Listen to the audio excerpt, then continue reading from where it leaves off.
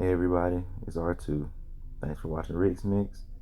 And I got a few things I want to get off my chest. Let's talk about the PlayStation Showcase. I want to talk about, the Twitter gaming community and what it's been up to as of late. So let's get into it. The first thing I want to talk about is the high points of the showcase. These are some games that I'm excited about and can't wait to play.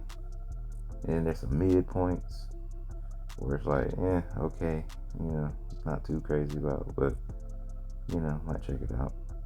Then I got some stuff that I could care less about, but I'll get into that later. First thing I want to do with the high points is Knights of the Old Republic. I have never played this game. I hear a lot of good things about this game, and I'm excited to play it for the first time on PS5 with all the haptic feedbacks and 3D audio, the graphics, and if they get it at 60 frames per second, I mean, it's gonna be God tier, and that'll be my first time ever playing that game. Then next, I'm excited about Forspoken.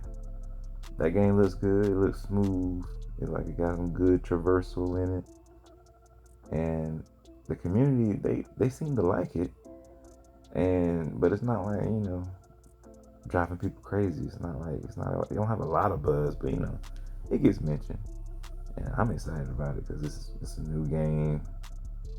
It's something new to explore, and it's gonna be third person, which is the best way to play a game, best way to design a game, I should say, in my opinion. Then we got Alan Wake Remaster. I've never played Alan Wake, which is crazy because I own the 360, but I never got around to Alan Wake though. I heard it was good. I hear good things about it, and so for the first time to play it on PS5 with some enhanced graphics, pretty much the definitive edition. I'm excited about that.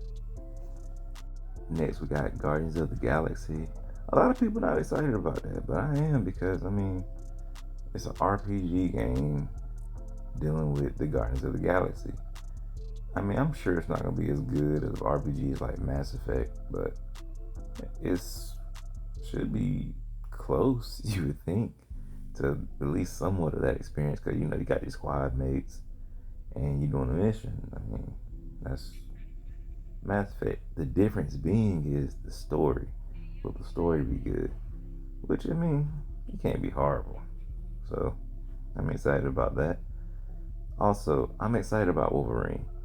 I know they didn't show it at the showcase. They didn't really show a gameplay trailer of it, but the fact that Insomniac's making it is like they're the most reliable studio that Sony has outside of Naughty Dog and Sony Santa Monica. So yeah, I'm hyped about Wolverine because it's in good hands, and it's exclusive to PlayStation 5. It's not gonna be on PlayStation 4, so that means these graphics about to be crazy. It's not gonna be held back by anything. It's gonna be full-fledged next generation. That same thing goes for Spider-Man 2. There's not much to say about that. It's gonna. If you're not excited about Spider-Man 2, you shouldn't have a PS5. For real. Cool. Really. And then lastly, God of War Ragnarok. God of War 2018 was a great game, but I'm not crazy. I wasn't crazy about it like most people. It wasn't the game of the century to me. It's a good game mechanic wise and how it played. It was fun. Story was to me story wasn't all that, but it was a good game. It's great. It's really fun. So Ragnarok, I feel like they're only gonna build on that, and so that should be good as well. Therefore, I'm excited. All right, next we got the midpoint of the show to me. This stuff was okay, cool, not too excited, but could be good. Blood Hunt, the Masquerade vampire game or whatever. Never played any of those Masquerade type of games. I'm only intrigued because it's a third-person action game, so I'll give it a shot. The next game, Uncharted Legacy of Thieves.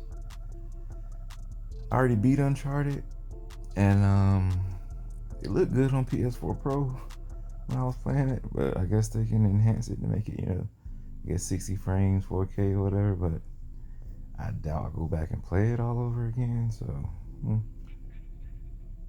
okay, but not super excited. Then we got Gran Turismo 7. I don't know if I like the simulation driving game. Not like big on that.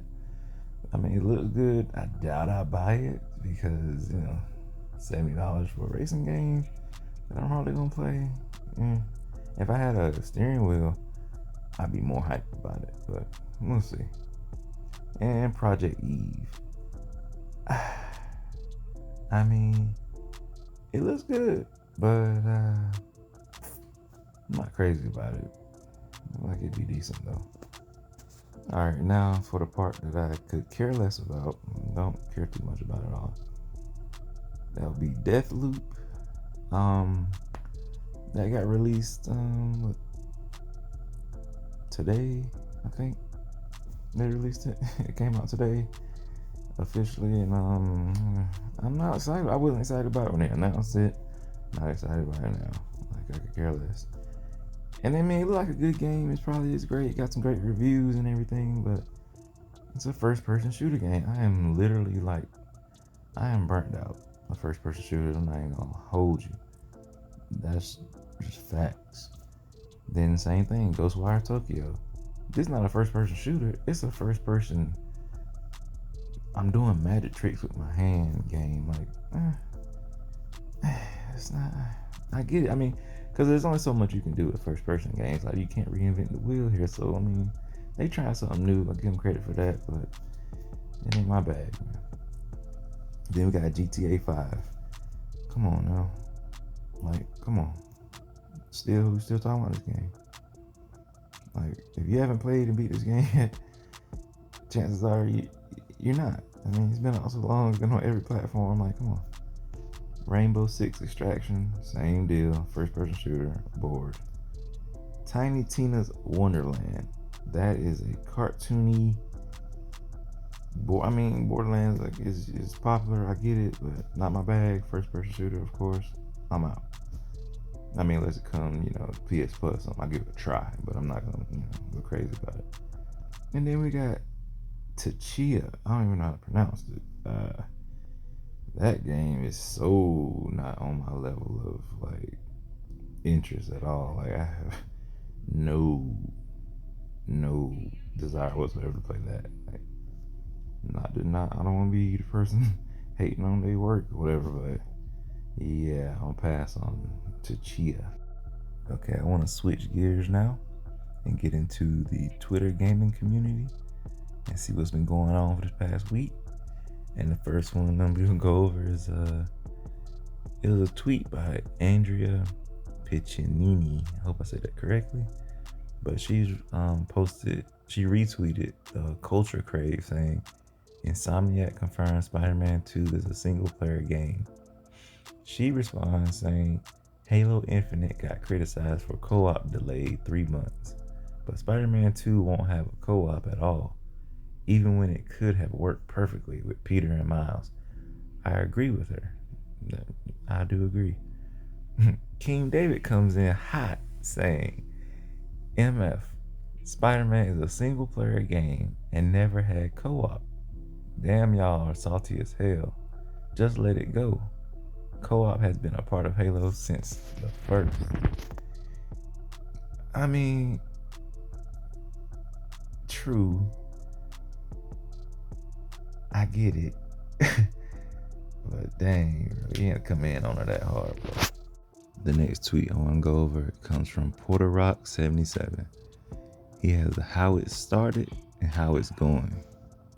The how it's going is from work at Insomniac Games. The Lombax is out of the bag, excited about our PlayStation Showcase announcement. Check out our opening on a career page. Stay tuned for more jobs tomorrow. And got a little posting or whatever and of what Insomniac's looking for. And then down at at the bottom, Nick T He said, got any of them producer roles? Who is Nick T, you ask? He posted this tweet back in October saying, in more positive news, I have officially accepted an associate producer role at Halo, dream job on a dream project. So yeah, he got caught in 4K. The next tweet I want to go over is from Andres Gutierrez. I wonder if at Dark 1X gets tired of his co-workers' bias when talking about anything PlayStation related. At Digital Foundry gets cringier by the day, I'm telling you. For context, you were comparing the color palette from Gran Turismo 7 versus Forza Horizon 5. Yeah, let's play the clip and let's see what he's referring to. The life that I see in, for example, Horizon. But again, Horizon's different. This is more clinical and track based. So is that better though? Not necessarily. No, well, yeah, for what it is. I mean, it's not going to look like Horizon because they're specifically modeling real tracks, and this is what the tracks look like. Like Horizon is focused on big crazy environments, and this is focused on real tracks, and this is just what sim racing games look like, right? Like. I mean, real life can have colors. Real life can have activity. GT absolutely has color, dude. Absolutely. I mean, real life can have colors.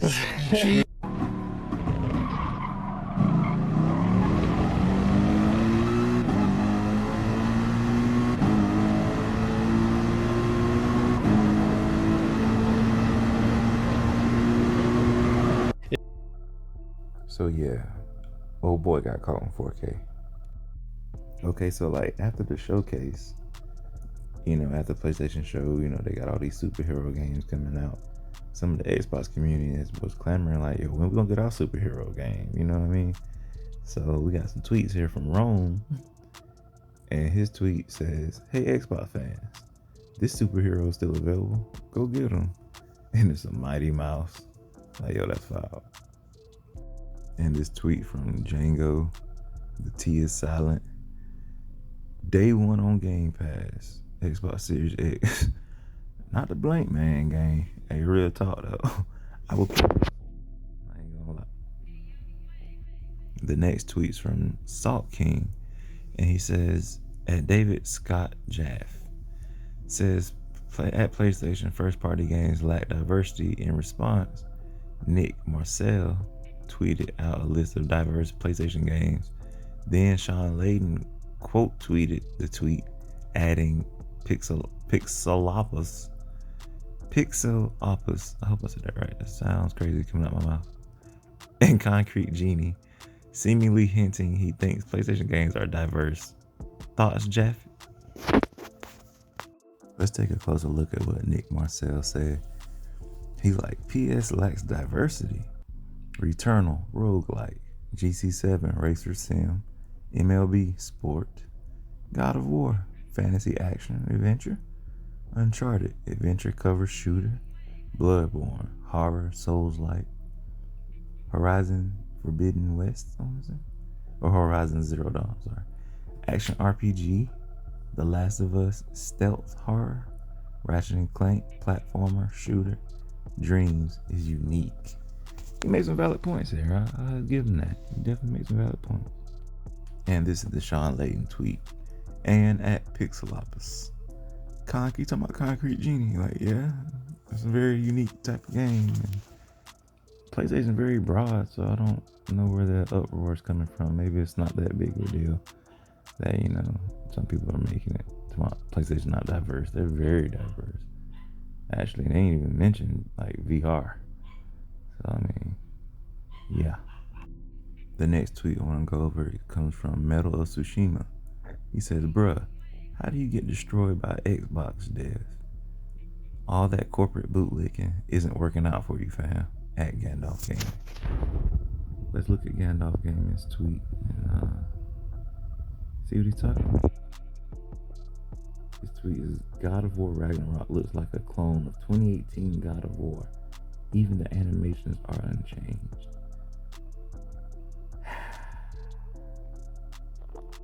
And then Sadie Boyd had this to say, Say you know nothing about how games are made without saying you know nothing about how games are made. And who is Sadie Boyd? She is a 2D artist at Arcane Studios. And she's also working on Redfall, it seems, and works previously at Bethesda. So, yeah, she's an Xbox girl, and she ain't even gonna roll with that one, fam. You gotta come up better than that, Gandalf game. The next tweet comes from Mansa Musa. Ponies, welcome to Craigland. And he's showing a picture of Gran Turismo 7, and yeah, that look a little mid, bruh. Yeah, I need them to, step that up. Craig Turismo 7. I mean, we talking about the trees and stuff though, so I wouldn't say he's as bad as an actual character in the game, like Craig was, but it's pretty bad though. They need to clean that up. I agree. And the last tweet that I'm going to go over today comes from Ken, and his is "Laugh my A off. This your Redfall?" And then it's showing the pictures of the game and everything. And oh boy. No.